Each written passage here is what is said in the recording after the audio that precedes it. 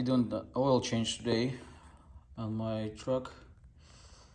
That's what I have currently right now. I usually run AMSOIL, but this time of the year I got T6.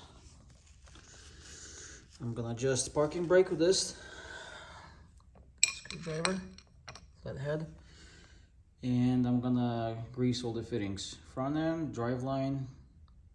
I think there's one on my drive line in the back. I believe only that guy right there, but I'll check. Can't remember if I have more than one. Okay.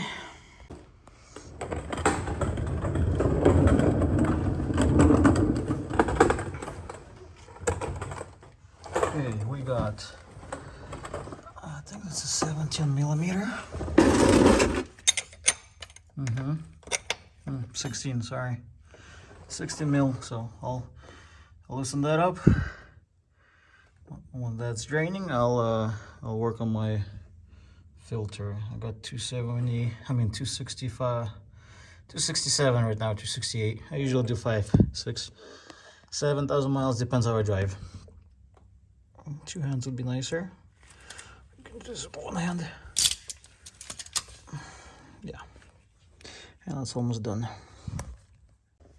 So for greasing the Zerk fittings, where's it at? Oh man, it's dark. Right there. Oh.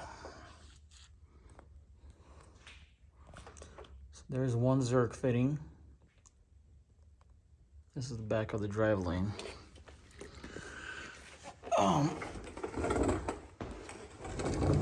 Center doesn't have it.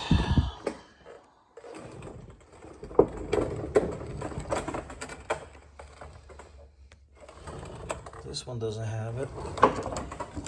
The front end doesn't have it. Front drive line.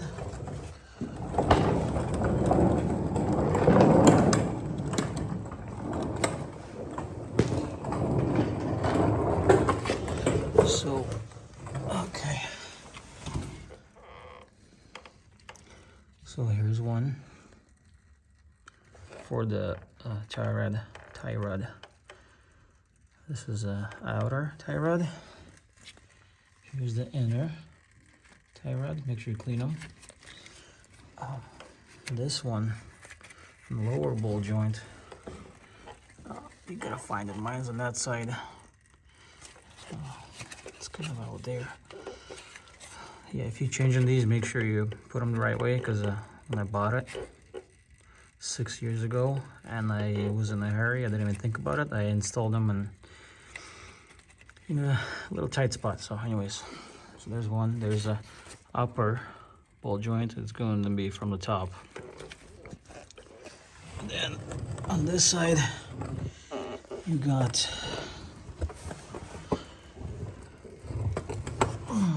it's tight here. Got pitman arm. That. So pitman arm would be right behind this castle nut. On top, you'll feel it. Make sure you clean that. And that's it for the driver's side. Now the passenger, I've got this for idler.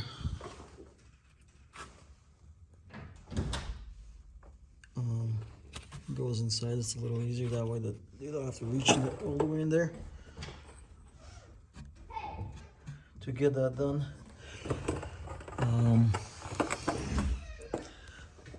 And then idler right here has got another one on top, another Zerk on top.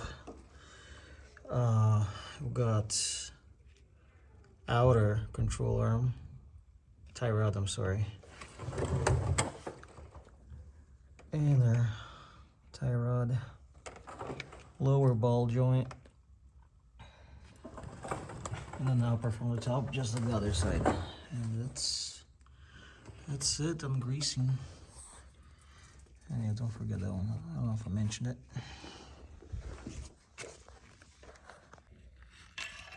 So right here, this is the driver's side. the little wheel, I put my screwdriver on top. The little notch or lip, what do you call it, and I twist it, and then I just pry it. It's a little tough. I heard there's a tool. I haven't looked up. Guess I should. Anyways, on the driver's side, you want to go down. So it's in the down position right now. So you want to turn it. So you want to turn this thing down too, and then keep on watching your. Yeah, it's a little tight. Make sure it's off the ground, both sides, and then put something under your front wheels and take the parking brake off too. So I'm just saying this in reverse, but that's how you do it. And then the passenger side is on top. Same thing, it's a little bit harder, and that one needs to go up. You have to turn it up. So that side is sitting on top, and you have to go up. This side is sitting on the bottom. You have to go down. So it's kind of hard to mess up if you think about it that way. That's the passenger side. It's a little funner. So I got an endoscope in there so I can see. So it seems like the wheel, it's at the closer towards the truck. So that's where the wheel is, right here. And you gotta go up with it.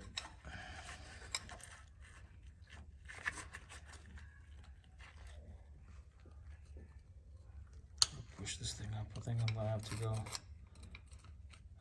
from the other side. But yeah, this is the fun one. Right here. Now, the driver's side's done. This is the only one left now.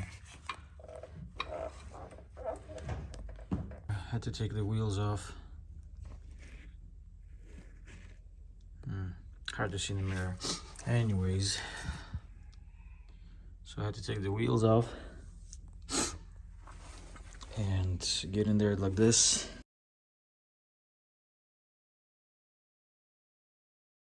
And I had to bend the screwdriver a little differently. I had this over tighten it with that one.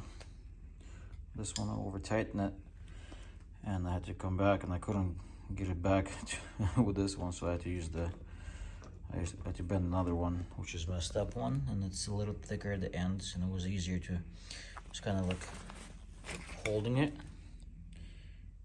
pushed it against it, and I was twisting it. So it was the teeth. What I do with is, imagine this is a dually, and this is the front.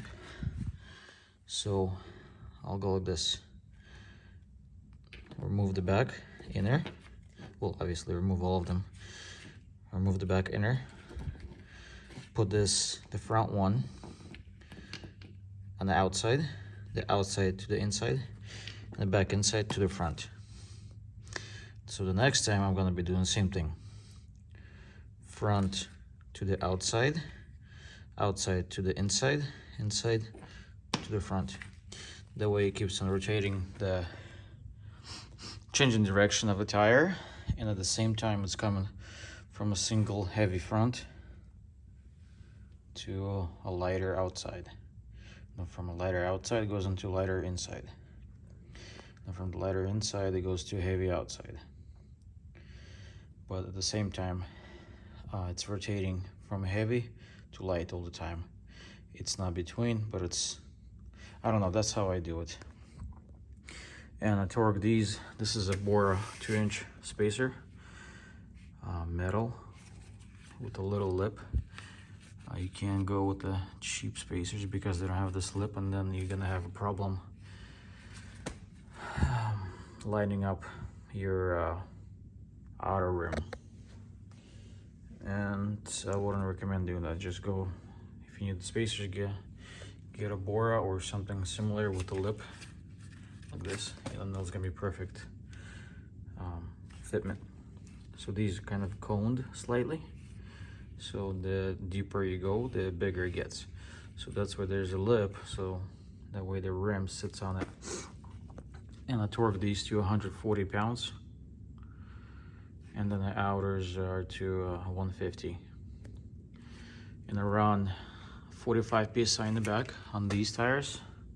These are 83s.